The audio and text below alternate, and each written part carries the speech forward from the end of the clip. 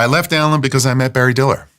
He was a client of mine. We got to meet in a big kind of deal, unfriendly, hostile tender offer for Paramount at the time. There's another one happening, I guess, for Paramount now as we speak. And he was the one person. I thought I was going to be an Allen lifer. I thought I was going to be there forever. My older brother, Kaveh, is an Allen lifer. It's the only job he's had in his life. But Barry was the one person who I thought, if I get a chance to work for this person, I'm going to jump at it. And I did. Why? Why Barry? He's spectacular. I mean, he was spectacular. He is spectacular. A doer, I met him in a circumstance where he lost. It was this giant hostile tender offer, bids going back and forth between the winner, Viacom, and Barry. Ultimately, Barry stepped away, and we were planning an announcement. And you can imagine all these like fancy PR people sitting around a table. How do we present a loss as a win, right? So he bid for a company, he didn't get it. He didn't get it, and he walked away. He didn't get it because he walked away, which in hindsight was a mistake. He could have paid more. And then in the release where he walked away, I think the release was, they won, we lost, next. And he was a constant motion machine. Like, they won, we lost, next. What's next? Let's go. And that's the kind of person I wanted to work for. In business, losing is part of the game. Absolutely. Absolutely. But then calling it out, not bullshitting, not like, oh, we tried our best and the circumstances, they won, we lost, next. It's okay. Does it matter how you lose? Absolutely it does. Absolutely it does. And I find companies guilty of two things. Like, one is ignoring losses, like papering over losses, et cetera, right? And then sometimes being obsessive about the loss, inspecting it, what happened, let's do a summary, let's meet, what went wrong, et cetera. And for me, it's somewhere in the middle, which is recognize why you lost, recognize that you lost, say it because it's important to say it, analyze it, but then move on. Like, let's move on. And the next time you hope to have learned some kind of judgment to avoid that kind of a loss, but it doesn't mean you're going to avoid losing at all. Like, if you're not taking shots, you're not missing, you're not losing. So for me, it's constantly moving and taking your shots, losing, learning, next, losing, learning, next. That constant motion is what I want to see. That constant motion and learning is what excites me. This is business advice, but also life advice generally, because a lot of people who I meet, who come up to me and ask me questions about things, often ask questions that sound a lot like what you just said. It's dealing with rejection, dealing with taking an L, and how that L then stays with them, sometimes for a decade, sometimes for 15 years, and holds them back, hurts their confidence, means that they don't take any more shots, and this can cause a sort of a downward confidence spiral. Totally. And listen, I'm talking a big game, but I would tell you, in my personal life, I can't deal with rejection. I have a really hard time dealing with rejection. Professional life, no problem whatsoever. So it's like, in the end, we're all humans after all. You have a difficulty dealing with rejection in your personal life? Very much. Yeah. What kind of rejection? Any kind of rejection, conflict. Like, it's something that has been, that I fought my whole life, which is because I was one of the younger cousins, because I was the youngest brother, I just kind of didn't have rights. So I went with the flow. And going with the flow means you're going with the current, et cetera. I didn't cause trouble. And that has followed me in my personal life. In my professional life, I don't have as much trouble there.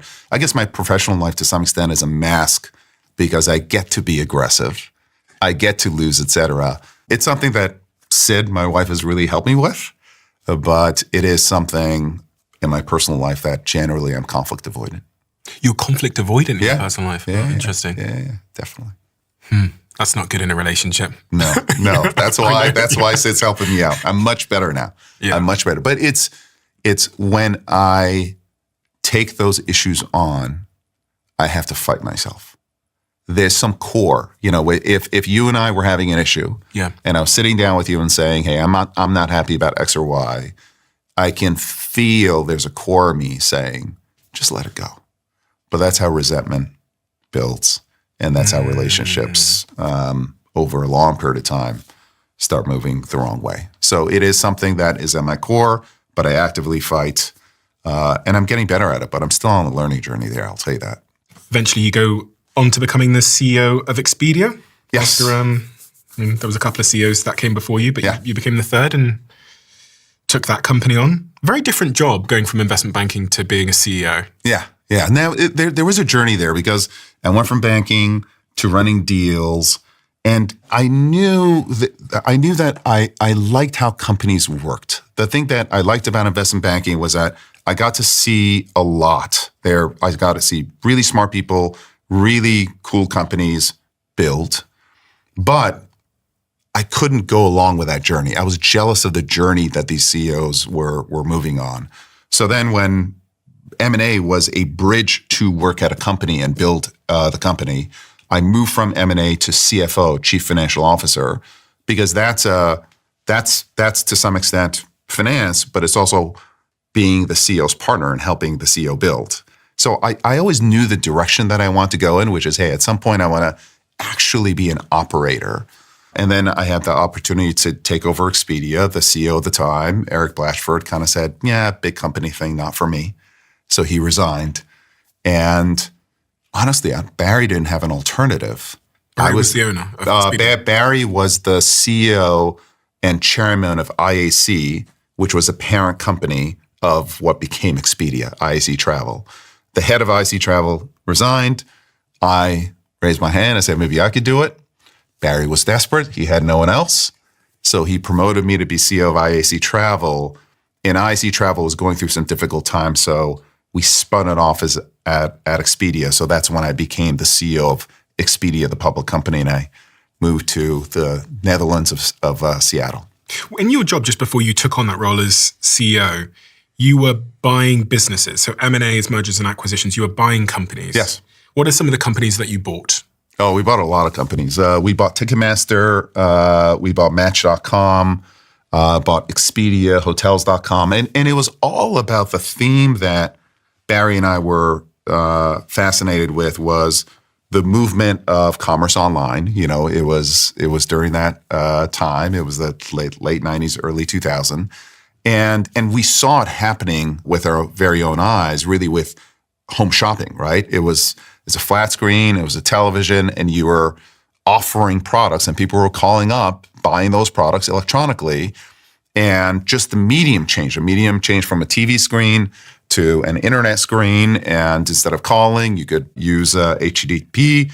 And so while the medium changed, we kind of saw this opportunity to take advantage of the change of platform. So Match.com, essentially in the olden days, you know, you had online dating, but you would call a number and you'd be like, my name is Dara and I'm 6'2". And this is, you describe yourself and you'd hear other kind of recordings and you would get matched up based on someone who seemed nice. And all of that just moved online. That was what Match.com was. Same thing with Ticketmaster. You know, in the olden days, you would go to a Tower Records. Have you ever been to a Tower Records? Yeah. So there were these things called record stores. And they also had a desk where they would sell concert tickets. So you would either call for a concert ticket or you would physically go and buy one. Amazing. And there were lines, Tower Record lines. What's that? And all of that exactly moved online. And same thing with travel, right? You would call a travel agent. And so there was this movement of retail and phone commerce to online commerce. And we identified the early players to make that shift. And personals, ticketing, travel were the ones that we went for because at the time, Amazon was doing everything else like physical fulfillment. So what we were going for were essentially electronic transactions that did not require physical fulfillment. And that was travel because, you know, it's a virtual good, ticketing, Match.com, which was personal. So there was a pattern around the madness, so to speak. But we went out and bought all these companies. It was a really great time. I've got two questions that emerged there. One is, again, I'm really interested to understand how you would look for talent or how you think about what a great company is. Are there like, we looking at the company culture? Were you looking at the founders? Was there something else? Was it the profitability? And the other one is just really intrigued as to what this period of your life and thereafter taught you about how to spot opportunity and transition. Because that is a transitional moment of technology. And I think there is a certain pattern recognition one can develop as to like know what to bet on in these moments of transition where there's huge skepticism. The internet's not going to be anything. So two questions there. One is like, how do you spot great companies? And then the second is like patterns in transition. So I'd say they're related, which is we would spot great companies just by observing who is taking the lead in these transitions. These transitions are difficult. You can't predict exactly where things are going, how quickly they're going, how much should you invest, what's a return, what the market, how large is the market going to be. But there were companies that were emerging as the leaders, and I just identify the leaders and cold call these folks up and say, I want to come in and talk to you. Like that was it. And to some extent, it's a self-reinforcing cycle, which is, yes, the great management teams and the great founders were the ones who were able to identify the opportunity and hit that opportunity faster than anyone else, recognize that opportunity and execute on that opportunity faster than anyone else. So to some extent, the companies who were in the lead, of course, had the best management teams and had the best founding teams. And when those two things matched, that was when we jumped. And then the last thing I would tell you in terms of these pattern recognition is that we never completed a successful deal because we got the company cheap. We actually overpaid for every single great company that we bought, but we overpaid based on what the market thought at the time, not what the reality turned out to be.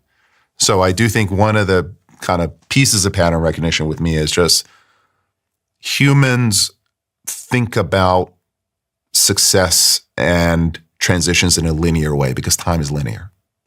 What do you mean by that for someone that doesn't just, they think of it going like this? Yeah, it's everything kind of moves this way, right? Your schedule is relatively linear, right? It's you sleep 7 hours a day. Like your life is a linear life. But company and company success and company momentum, especially with new technologies where if there's a technology that's truly better than the other technology within the virtual world, there's absolutely no friction holding it back. These companies move in an exponential way in terms of their growth and ultimately in terms of their value. So whereas most people kind of see things, they when they project out to the future, they see this. What actually happens is this, and that's where the opportunity is. It's the spread between the hockey stick and kind of the straight line. And it's very difficult for people to process that. And so that was, those were the companies that we identified that hockey stick, and online travel was a hockey stick, personals was a hockey stick, ticketing was a hockey stick. I heard about is it Jevons paradox? Yes. Which I think kind of sort of overlaps with what you're saying there. When things become easier, faster, cheaper, people do them not incrementally more, but like exceptionally more often. I mean, that's the definition of Uber, and we can get to that at some point, was originally it was built as a black cab service, so to speak, a black car service. Can you tell me that where it came from? Because a lot of people, history has now moved forward. Yeah. Most people have forgotten the story of how it came to be. Now, to some extent, to a large extent, it was that the founding was before me, but it was Garrett Camp, who was one of the founders, had this idea, and I think it was born in Paris. It was like a snowy day in Paris, and they couldn't find a black car. And it was a bunch of young tech guys, and like, how cool would it be to like pick up my phone and call a black car? And that was the core idea, which is, hey, you can use your phone to call a black car. He brought on Travis Kalanick. Travis was the operator and the founder. And to your point on Jevons paradox, to some extent, people thought, well, what's the size of the black car marketplace? And it was a couple $2 billion. Or what's the size of the taxi industry? And it was more than a couple $1 billion. But what they didn't see at the time was that as you improve if you radically make something either more convenient or cheaper, the market expands beyond how you calculate it. So the Uber size and scale now is way beyond the original marketplace of black cars and or taxis. It's the company. The company today is a result of Jevons paradox. Timing. We often don't think much about the luck of timing. Luck is an interesting word to use, but how important timing is and other sort of foundational factors are in enabling a company like Uber to exist. When you think about the timing of Uber, what are the sort of the foundations that made it possible? Well, it was a mobile revolution. It was mobile data technology, the iPhone coming together. In the early days, one of the geniuses of Travis was he would hire these market managers who would be GMs of new cities that they would expand into. And they would literally go to the city with a bag full of iPhones and give away iPhones to black car drivers to get them to come on Uber. Because at the time, a lot of them didn't have, they didn't have smartphones, so to speak.